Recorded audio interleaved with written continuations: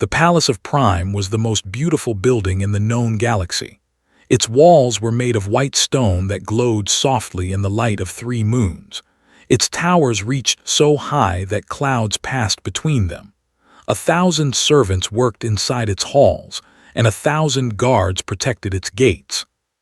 Was one of those servants, but nobody noticed him. He was human, and humans were rare on this world. In fact, there were only 3 of them on the entire planet. The people who ruled this empire had never thought much of humans. They called them the short-lived ones, or the soft creatures. To them, humans were weak. They had no claws, no natural armor, no special abilities. They lived for only 80 or 90 years, while they could live for 300. Had been on this planet for 6 years now. His military transport ship had crashed in the northern mountains, and he was the only survivor. They had found him half dead in the snow and brought him to the capital city. They gave him food and shelter, but they did not give him respect. He was assigned to work in the palace as a cleaner. He mopped floors. He carried heavy boxes. He emptied waste containers. It was not a proud job, but never complained. He was a quiet man, 34 years old, with short black hair and a face that rarely showed emotion. He walked with his head down and spoke only when spoken to. The other servants ignored him. The guards looked through him like he was made of glass. To everyone in the palace, he was invisible, but saw everything. He saw the way Lord Gale looked at the young queen during court meetings. There was hunger in those eyes, not the hunger of love, but the hunger of ambition. Gale was tall even by standards, with dark blue skin and 4 arms that he kept folded behind his back. He was the richest noble in the empire, and he believed he should be the one sitting on the throne. Saw the guards who whispered in dark corners late at night. He saw the supply ships that arrived with more weapons than the manifest papers said. He saw the secret meetings between Gale's soldiers and some of the palace guards. He noticed everything, but he told no one. Who would listen to a human servant? The queen's name was. She was young for a ruler, only 42 years old, which was like being 20 in human years. Her mother had died suddenly from a strange illness 1 year ago and had inherited the crown before she was ready. She had silver skin that shimmered when she moved and large dark eyes that always looked sad. Her body was slim and elegant, with 6 limbs like all, and she moved with the grace of flowing water. The court said she was too soft to rule. They said she was too kind, too gentle. They said she would bring the empire to ruin. Heard these whispers every day as he cleaned the floors outside the council chamber. He heard the nobles laugh at her behind her back. He heard them plan to replace her with someone stronger. But when looked at the queen, he did not see weakness. He saw a young woman carrying a weight that would crush most people. He saw someone trying her best in a world that wanted her to fail. He saw loneliness in her eyes, the same loneliness he felt every day. One evening was cleaning the floor in the East Wing when Captain walked past. Was the head of the Royal Guard, a respected warrior with dozens of medals on his chest. He looked down at with disgust. Human said, "You missed a spot." Bowed low, "I apologize, Captain, I will clean it again." Laughed, "Your kind is only good for this, crawling on the floor like insects." He walked away without looking back. Said nothing. He bent down and cleaned the spot again. His face showed no anger, but his hands gripped the cleaning cloth tightly. That night sat alone in his small room in the servants' quarters. It was barely big enough for a bed and a small table. On the table was a photograph in a simple frame. It showed a woman and a young boy, both smiling at the camera. Looked at the photograph for a long time. Then he placed it face down and turned off the light.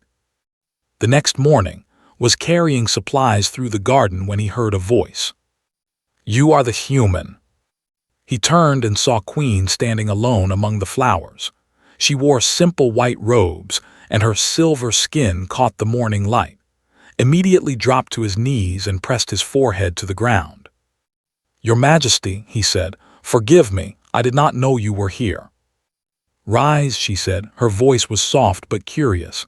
"I have seen you before, you work in the palace." Yes, Your Majesty, I am a cleaner. She studied him with those large dark eyes. I have never spoken to a human before. You are strange creatures, so small, so fragile, yet you came to this planet alone and survived. I did not have a choice, Your Majesty. There is always a choice. She walked closer to him. My advisors tell me humans are weak. They say your kind has no special gifts, no telepathy, no natural weapons, no long life. Why does your species survive? Thought about the question. We are stubborn, Your Majesty. We do not know when to quit. A small smile appeared on her face. It was the first time I'd seen her smile. Stubborn, I understand that feeling. She looked at the palace behind them. Her smile faded. Everyone wants something from me. Power, favor, alliance, but you are just a servant. You want nothing. I want only to do my work, Your Majesty. Why do you stay here, on a world that does not want you? You could ask for transport. You could return to human space. Was silent for a moment. Because someone has to stay, Your Majesty. Someone has to do the work that no one else will do. The Queen looked at him strangely, like she was seeing him for the first time. What is your name? Your Majesty. She repeated, I will remember that name. She walked away, her white robes flowing behind her like clouds, watched her go. He did not know why, but he felt something in his chest, something he had not felt in 6 years. It felt like purpose. He went back to his work. He carried supplies. He cleaned floors. He stayed invisible. But now, when he looked at the shadows gathering in the corners of the palace, he paid even closer attention. Something bad was coming, could feel it in his bones, and when it came, he would be ready. The weeks that followed were tense. The air in the palace felt heavy, like the sky before a great storm. Servants whispered to each other in worried voices. Guards walked the halls with their hands on their weapons. Everyone could feel that something was wrong, but no one dared to speak about it openly. Lord Gale grew bolder every day. In the council chamber, he challenged the Queen's decisions in front of everyone. When she proposed peace with a neighboring system, he called her weak. When she suggested lowering taxes for the poor, he called her foolish. His voice was loud and his words were sharp, and many of the other nobles nodded in agreement. Queen sat on her throne and listened to his attacks with a calm face. But who cleaned the floors outside the chamber door could see her hands gripping the armrests of her throne. He could see the pain in her eyes that she tried to hide. The noble houses were divided. Half of them still supported the Queen, out of loyalty to her mother's memory. But the other half had begun to gather around Lord Gale. They saw him as the strong leader the empire needed. They saw the Queen as a temporary problem that would soon be solved. Heard things. He always heard things. While mopping the floor near the guard barracks, he heard soldiers talking about the night of change. While carrying boxes through the storage rooms, he saw weapons being hidden behind false walls. While emptying trash in the noble quarters, he found torn pieces of paper with maps of the palace drawn on them. He gathered all this information in his mind like pieces of a puzzle. The picture it formed was dark and dangerous. One evening, walked to the lower city to visit his friend Park Sara. She was a human engineer who had come to this planet 5 years ago to help build communication systems. She was one of the only 3 humans on the whole world, and she was the closest thing had to family. Sora lived in a small apartment above a repair shop. She was 30 years old, with long black hair that she always tied back, and clever eyes that missed nothing. When arrived, she was working on a broken machine, her hands covered in grease. "You look tired," she said without looking up. "I am always tired." "No, this is different." She put down her tools and looked at him. "Something is happening in the palace. I can see it in your face." Sat down on an old chair. "There will be trouble soon. Lord Gale is planning something." Sora's eyes widened. "How do you know?" "I see things, I hear things." He looked at his hands. "I am invisible to them. They talk freely when I am near." "Then you must leave." Sora grabbed his arm. Listen to me. This is not our fight. These are not our people. If there is going to be violence, you need to get out of that palace. I cannot. Why not? You owe them nothing. They treat you like dirt. They look at you like you are an animal. Was quiet for a long moment. The Queen does not look at me that way. Sora stared at him. The Queen? What are you talking about? She spoke to me. In the garden a few weeks ago, she asked me why I stay on this world. He paused. She is alone, Sora. Everyone around her wants something from her. Everyone is lying to her. She has no one she can trust. And you think you can help her. You are a cleaner, you mop floors. I know what I am. His voice was calm but firm. But I also know what is right. If something happens to her and I did nothing to stop it, I could not live with myself. Sora leaned back and sighed. She had known for years. She knew that when he made up his mind about something, nothing could change it. You stubborn fool, she said softly. This is going to get you killed. Maybe, but at least I will die for something that matters. They sat in silence for a while. Outside, the 3 moons rose slowly into the sky, casting pale light through the window. If you need help, Sora finally said, send me a message. I know people in the city, good people. If things go bad, we might be able to do something. Nodded, thank you, Sora. He walked back to the palace through the dark streets. The city was quiet but could feel eyes watching him from the shadows. He kept his head down and his steps steady. He had survived 6 years on this world by not drawing attention to himself. He would not start now. The next morning was working in the royal garden when he saw the Queen again. She was sitting alone on a stone bench, staring at the flowers without really seeing them. Her silver skin looked pale, and there were dark circles under her eyes. Hesitated. Servants were not supposed to speak to the Queen unless spoken to, but something made him walk toward her. Your Majesty, he said quietly, are you well? She looked up, surprised to see him. Then she recognized his face, the human. Yes, Your Majesty. She smiled weakly. You remembered my question, why you stay on this world.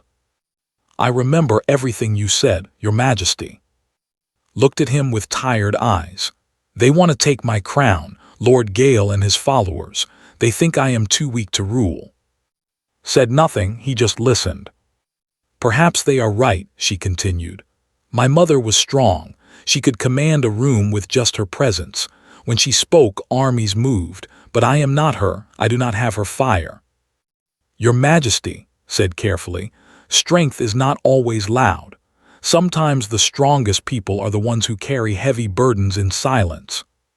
She looked at him strangely. You speak like you have carried such burdens yourself. I have, Your Majesty. What happened to you before you came to this world? Felt something tighten in his chest. The photograph on his table flashed in his mind. The woman, the boy, the life he had lost. That is a story for another time, Your Majesty. Nodded slowly. She understood the need to keep some pain private. I should warn you, said quietly. Be careful who you trust. Not everyone in this palace wishes you well. Her eyes sharpened. You have heard something. I hear many things, Your Majesty. Servants are invisible. She stood up and looked at him with new respect. You are more than you appear. I am only a cleaner, Your Majesty. No, she shook her head. You are something else. I do not know what yet, but you are something else. She walked away toward the palace, watched her go, his heart heavy with worry. That night, lying in his small bed, made a decision. If something happened to the Queen, he would not run. He would not hide. He would stand and fight, even if it cost him his life. He had lost everything once before. His home, his family, his reason to live. He had spent 6 years as a ghost, just surviving from one day to the next. But now, for the first time in years, he had found something worth fighting for. He closed his eyes and waited for the storm to come. The attack came at midnight. Was sleeping in his small room when the first explosion shook the palace. He was on his feet before the sound died, his heart pounding. Through his tiny window, he could see fire rising from the eastern wing. Alarms began to scream. Voices shouted in the darkness. He grabbed his clothes and pulled them on quickly. His hands were steady. His mind was clear. He had been a soldier once many years ago. His body remembered what to do. The hallway outside was chaos. Servants ran in every direction, screaming with fear. Guards rushed past with weapons drawn. The power flickered once, twice, and then died completely. Emergency lights came on, casting everything in a dim red glow. Pushed through the crowd, moving against the flow of running people. Everyone else was trying to escape. He was trying to reach the throne room. Another explosion. This one was closer. The floor shook beneath his feet and dust fell from the ceiling. He could hear weapons firing now, the sharp crack of plasma guns and the hum of energy blades. He passed a window and looked out. His blood went cold. The palace grounds were filled with soldiers, hundreds of them. They wore black armor with Lord Gale's symbol on their chests. They moved in organized groups, taking control of the gates and securing the exits. This was not a simple attack. This was a full invasion. Moved faster. He knew the palace better than anyone. 6 years of cleaning had taught him every hallway, every secret passage, every forgotten room. He took a shortcut through the old storage area, climbing over stacked boxes and squeezing through narrow gaps. When he reached the corridor leading to the throne room, he stopped. Voices echoed from ahead. He pressed himself against the wall and listened. "The Queen is trapped," someone said. "Captain has gathered the royal guard. They are trying to escort her to safety. Lord Gale's forces have blocked all the exits. There is no escape." "Then this will be over soon." Moved silently past them, staying in the shadows. They did not see him. No one ever saw him. He reached the throne room from a side entrance, a small door used by servants to bring refreshments. He opened it slowly and slipped inside. The throne room was vast. Great pillars of white stone rose toward a ceiling painted with images of ancient heroes. The throne itself sat on a raised platform at the far end, made of crystal that caught light like trapped stars. Queen stood before the throne. She was surrounded by her royal guards, about 60 warriors in golden armor. Captain was at her side, his weapon drawn. For a moment, felt hope. Then the main doors exploded inward. Gale's soldiers poured into the room like a black flood. They came from every entrance, every doorway, filling the throne room with the sound of marching feet. Counted them quickly. 300, maybe more. They stopped in a perfect formation, blocking every path to freedom. Their weapons were raised and ready. Then Lord Gale himself walked through the shattered doors. He was dressed in battle armor, polished to a mirror shine. His 4 arms were clasped behind his back, and his face wore a satisfied smile. He moved with the confidence of someone who had already won. "Queen," he said, his voice echoing through the chamber, "your reign ends tonight." The Queen stood tall. Her voice did not shake. "Lord Gale, I should have known a snake would strike in the darkness." Gale laughed. "Call me what you wish. History will call me emperor." He spread his upper arms wide. "Look around you. My forces control the palace. My allies control the fleet. By morning I will control the empire." Captain stepped forward, his weapon aimed at Gale. "We will fight to the death to protect our queen." "Will you?" Gale smiled. "I wonder." He raised his voice so everyone could hear. "Guards of the crown, I give you a choice. Drop your weapons and kneel before your new emperor and you will be spared. Continue this foolish resistance and you will die here tonight. Your families will be punished. Your names will be erased from history."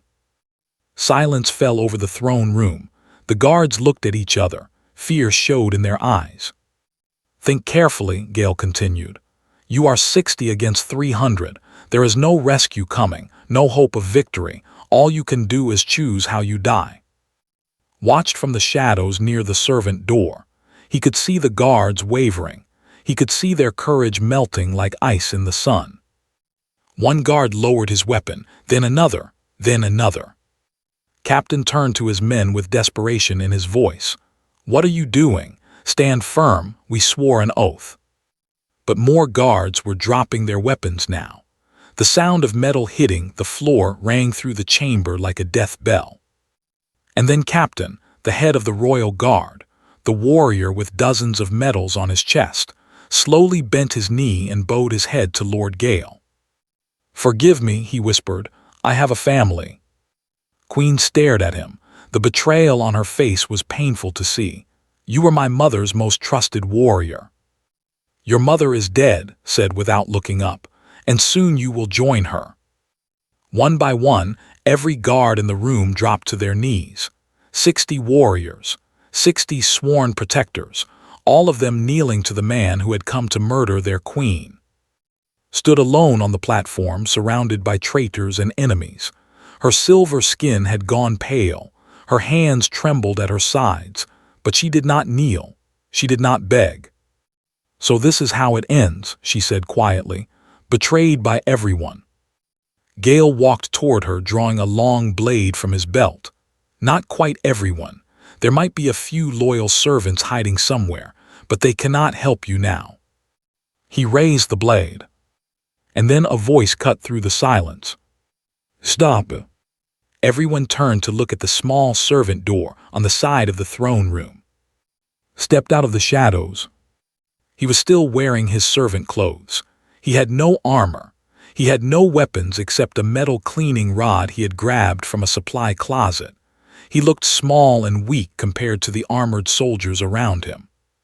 But he walked forward without fear, and he placed himself between the Queen and Lord Gale. Gale stared at him in disbelief. "What is this, a human?" "Leave her alone," said. His voice was calm and steady. Laughter erupted from Gale's soldiers. Even some of the kneeling guards looked up with confusion on their faces. A human, standing against an army. Gale smiled with amusement. "This is your last defender, Queen, a human servant with a cleaning stick." He shook his head. "Your species truly is pathetic." Did not respond to the insult. He just stood there, his eyes fixed on Gale, his body positioned to protect the Queen behind him.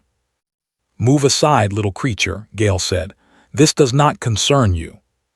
"No." The single word hung in the air. Gale's smile faded.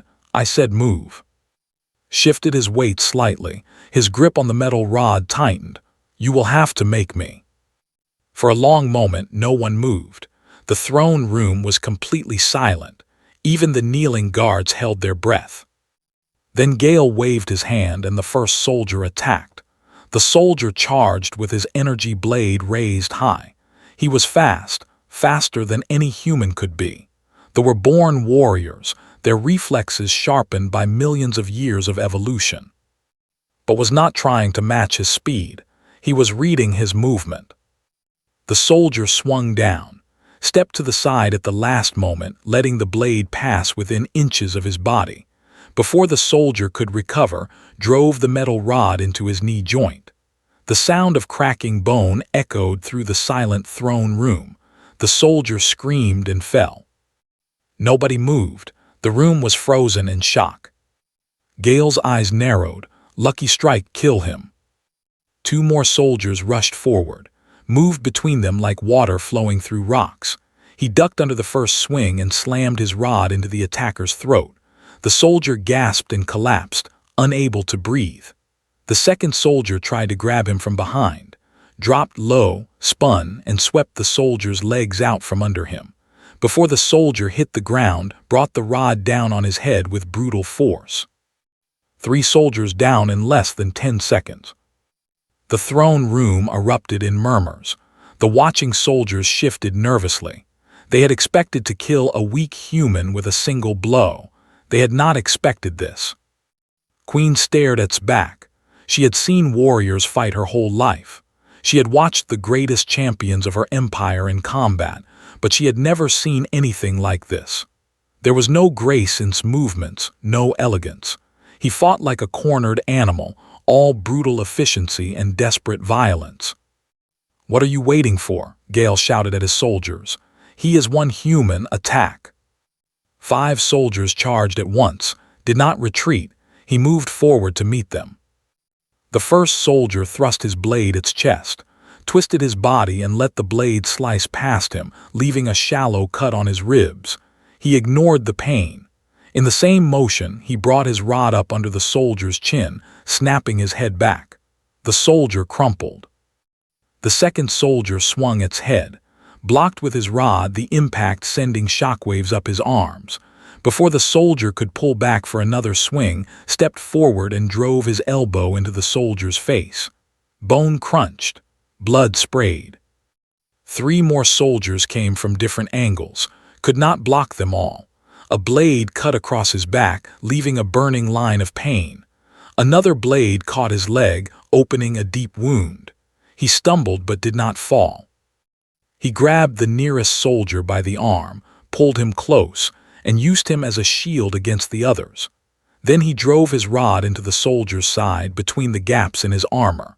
The soldier screamed and went limp, threw the body at the other 2 attackers, knocking them off balance. Before they could recover, he was on them, his rod rising and falling with terrible speed.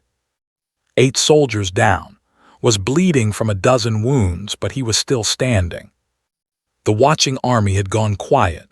They were looking at with new eyes, not with amusement anymore, with fear.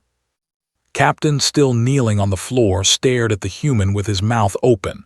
"How is this possible?" he whispered. "He should be dead. No human can fight like this." One of the other guards shook his head in disbelief.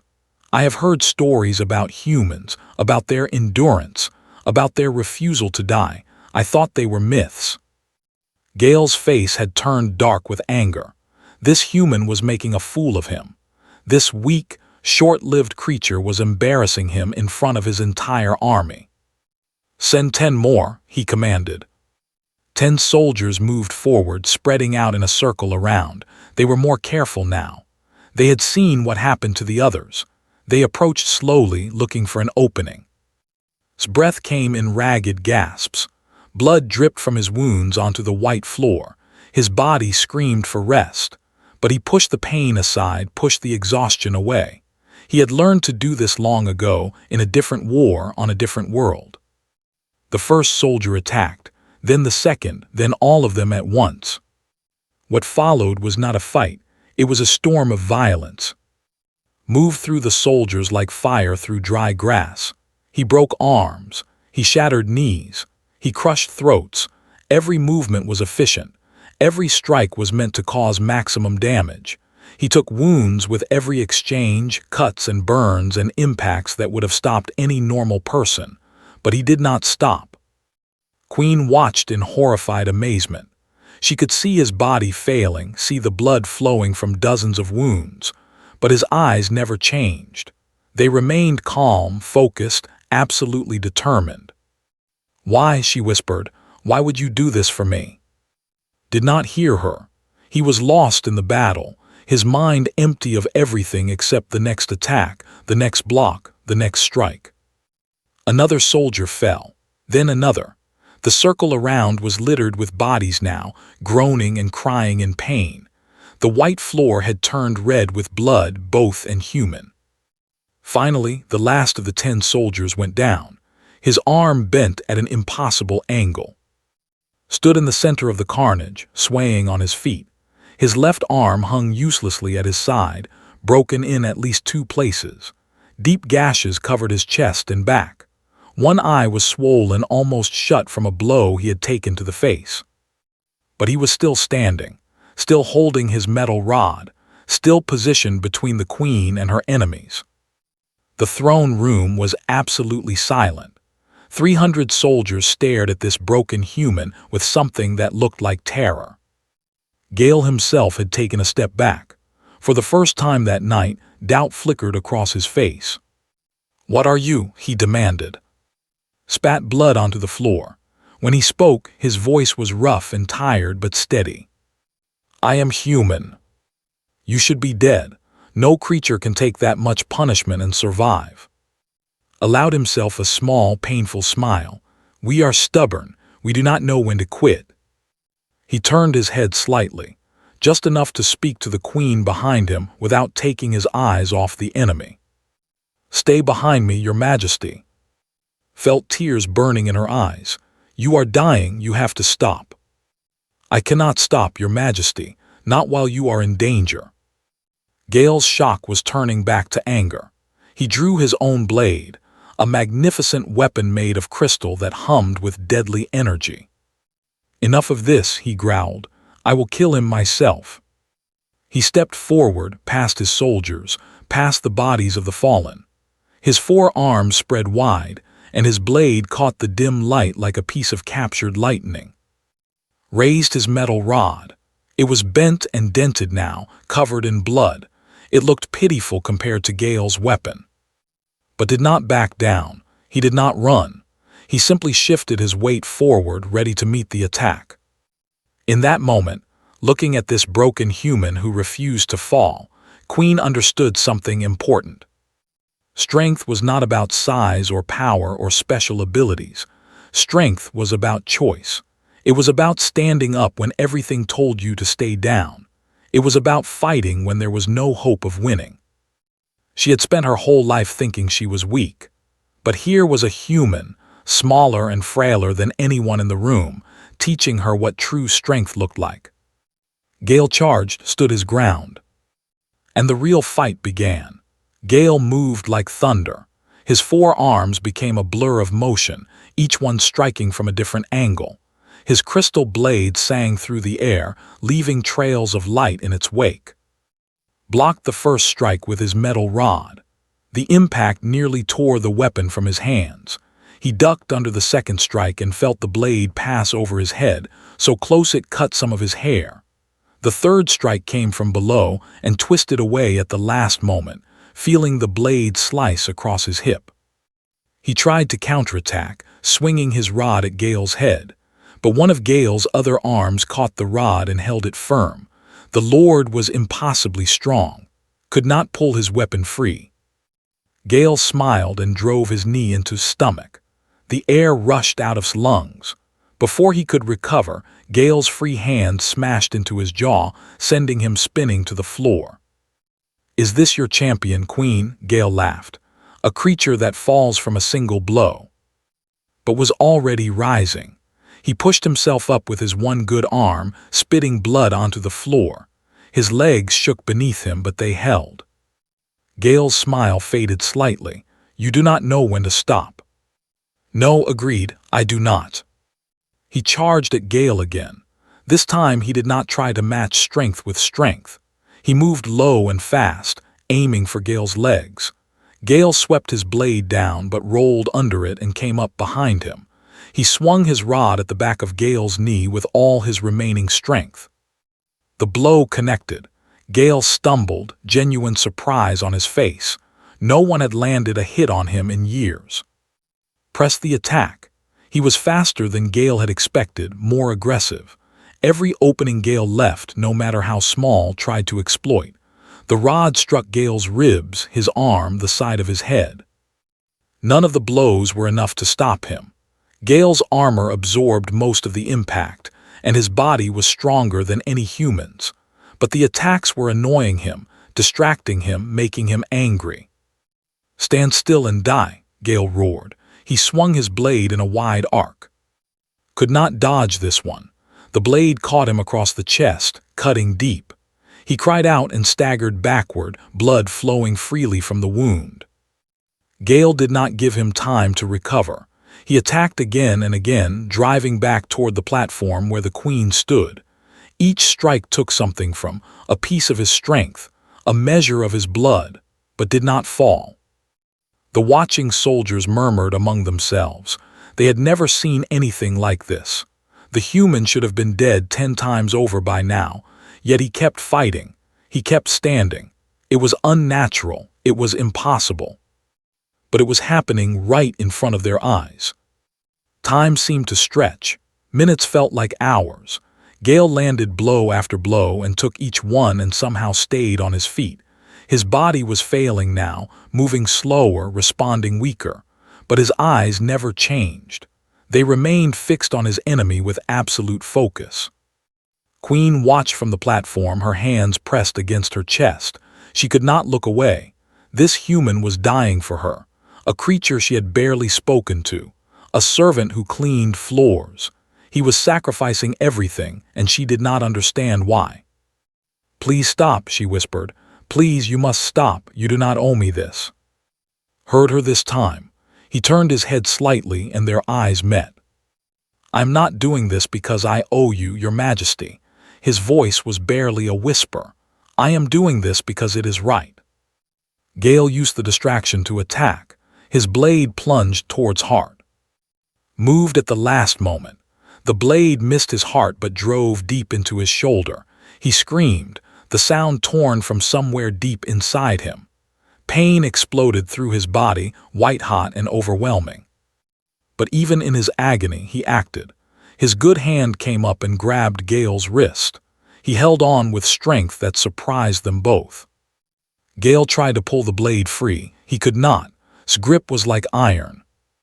"Let go," Gale shouted.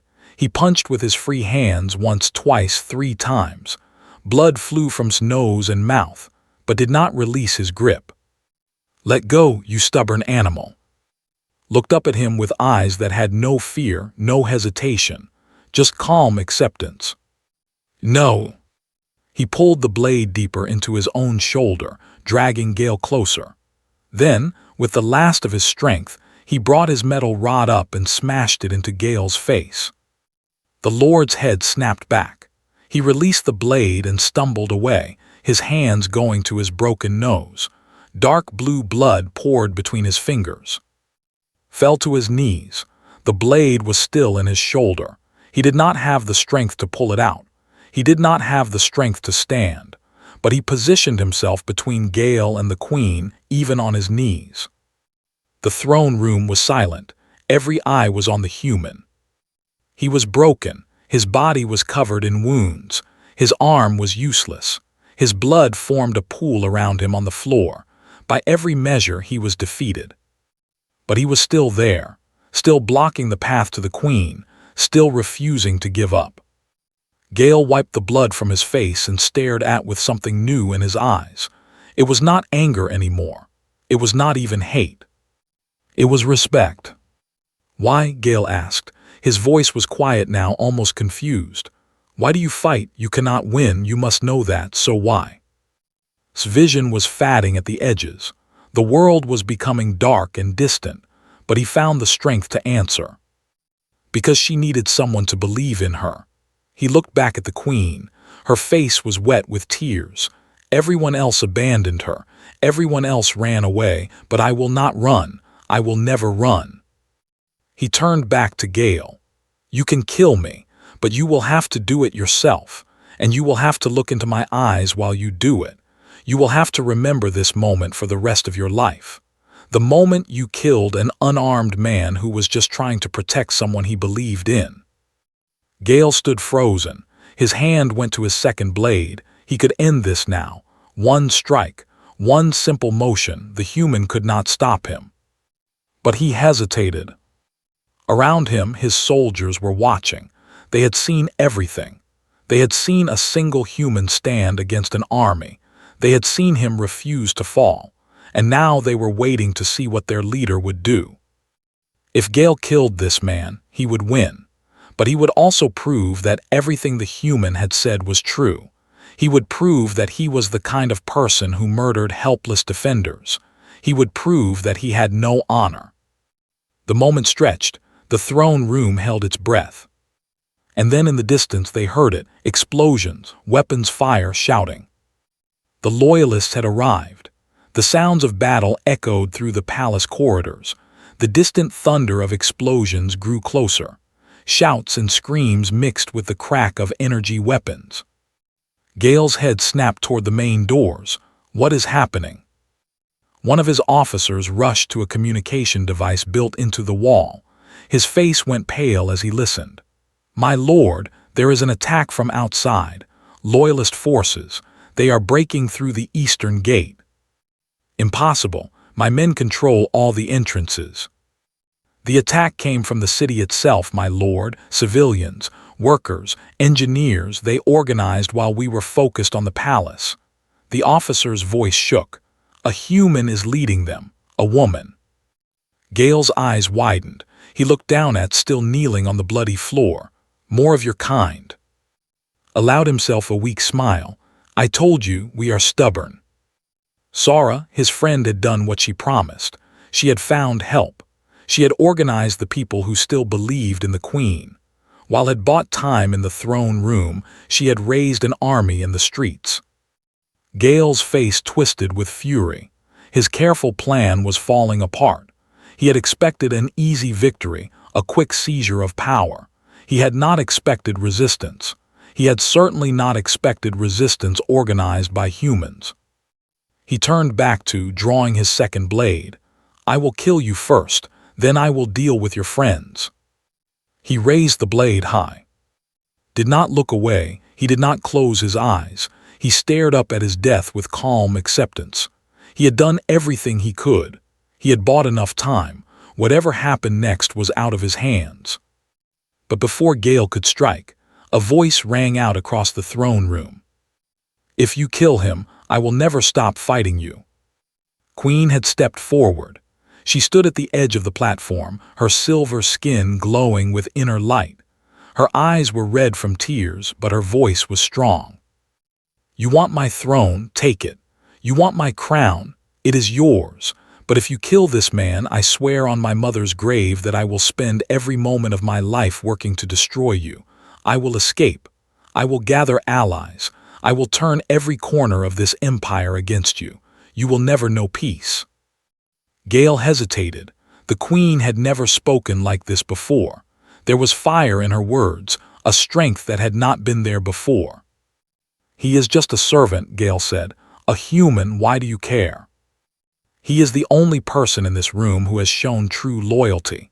His voice cracked with emotion. 60 guards swore to die for me. Every one of them kneeled to you. But this man, this human who owes me nothing, stood alone against your army. He showed me what courage looks like. She stepped down from the platform and walked toward.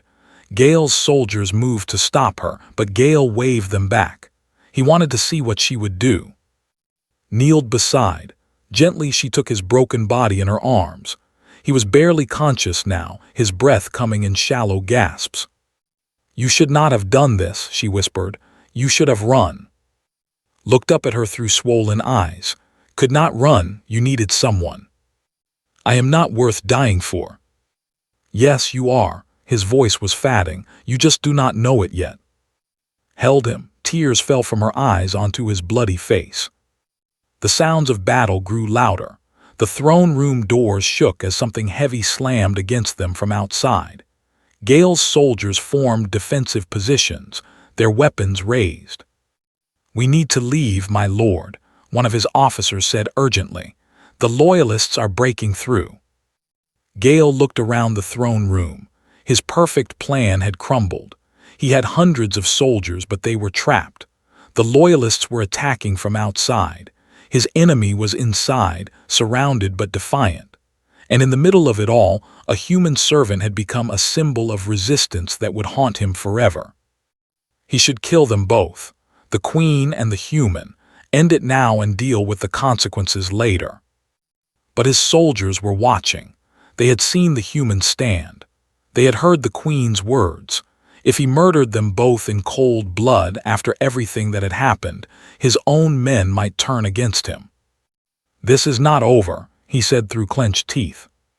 He turned to his soldiers. Fall back to the secondary position. We retreat through the underground passages. My lord the Queen. Leave her, Gale's voice was bitter. She has won this battle, but the war is not over. He gave one last look. The human was unconscious now, held in the Queen's arms. He looked small and broken and completely harmless. But Gale knew he would never forget this night. He would never forget the human who stood alone against his army. The memory would burn in his mind like a wound that would not heal. We will meet again, he said quietly. Then he turned and walked away. His soldiers followed, retreating through the side passages, disappearing into the darkness. Within minutes, the throne room was empty except for the queen and the bodies of the fallen. The doors burst open. Loyalist soldiers flooded into the room, led by a human woman with long black hair and fierce eyes. Sara ran to the queen, then stopped when she saw in her arms. "No," Sara breathed. "No, no, no." She dropped beside them, her hands checking wounds. There were so many, too many. His pulse was weak, barely there. "We need medical help," Sara screamed. "Now." Medics rushed forward, their equipment already humming with energy. They carefully took from the queen's arms and placed him on a stretcher. The readings on their devices flickered wildly. "He has lost too much blood," one medic said. "His organs are failing. I do not know if we can save him." "You will save him," Queen commanded. Her voice left no room for argument. "Use every resource we have. He will not die, I forbid it." The medics rushed away with his body. Sara tried to follow, but the queen grabbed her arm. "Thank you," said. "You saved us. You organized the resistance." Sara shook her head. "Saved you, I just brought help." "He spoke of you. He said you were his friend." "He is my family," Sara's voice broke. "He is the only family I have on this world." The queen nodded slowly. "Then we will wait together, we will pray together, and when he wakes up we will thank him together." Sara looked at the queen, this alien ruler who held her friend's blood on her silver skin. "You really care about him." "He stood for me when no one else would," looked toward the door where the medics had taken. "I will stand for him now." They walked out of the throne room together, leaving behind the blood and the bodies and the memory of a night that would change the empire forever. 3 days passed. The sun rose and set over the palace of Prime, and slowly the empire began to heal. Lord Gale had escaped through the underground tunnels, but his power was broken. Most of his allies had abandoned him when they heard what happened in the throne room. The story spread like fire through the galaxy. The story of a human servant who stood alone against an army. The story of loyalty that shamed 1,000 traitors. Captain and the guards who had kneeled were arrested. They would face trial for their betrayal. The queen showed them no mercy. She had learned that soft kindness was not always the right answer. Sometimes justice required a firm hand. The loyalist forces secured the palace and the capital city. The citizens who had risen up under Sora's leadership were celebrated as heroes. For the first time in memory, and humans worked side by side, cleaning up the damage and rebuilding what had been destroyed. But through all of this, Queen rarely left the medical wing. She sat beside his bed, watching the machines breathe for him, pump blood into him, keep his broken body alive. Sora sat with her, the two of them keeping silent vigil together. They did not talk much. There was nothing to say. They could only wait and hope. On the third night, opened his eyes. The room was dark. Medical machines hummed quietly around him. He felt weak, weaker than he had ever felt in his life. But he was alive. He could feel his heart beating, slow and steady. He turned his head and saw 2 figures sleeping in chairs beside his bed. One was Sara, her head resting on her arms. The other was a silver-skinned woman in white robes. The queen tried to speak, but his throat was too dry. He made a small sound and the queen's eyes flew open instantly. "You are awake," her voice trembled with relief. "You are awake." She moved to his side and took his hand in hers. Her skin was cool and smooth, had never been this close to her before. He noticed that her eyes had small flecks of gold in the darkness. "How long?" he managed to whisper. 3 days. The doctors did not think you would survive." She squeezed his hand.